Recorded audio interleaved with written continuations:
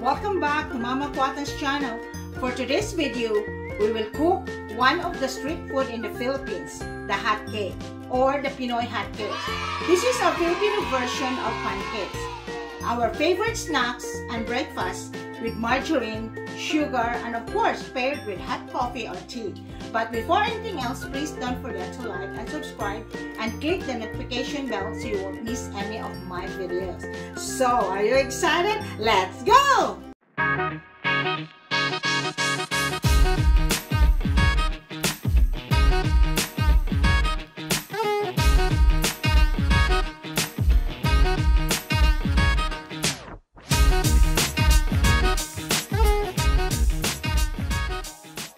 Okay guys, we're now ready to make our hotcake or the Pinoy Hotcake. 1 cup all-purpose flour.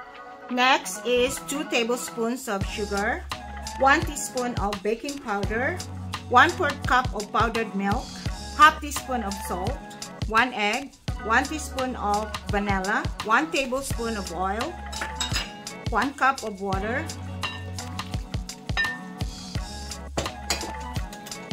food coloring. Okay guys, we're now ready to cook our Pinoy Hotcake.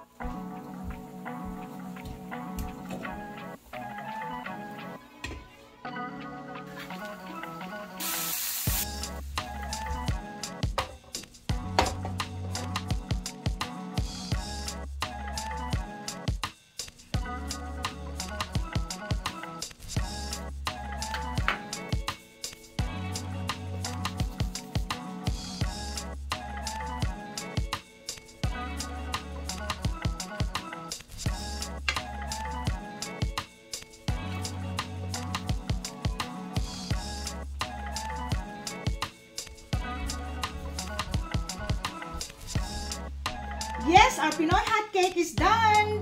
So that's all for this video, guys. Please don't forget to like, share, comment below, and subscribe to Mama Quatang channel. Bye for now. I love you guys. Bye.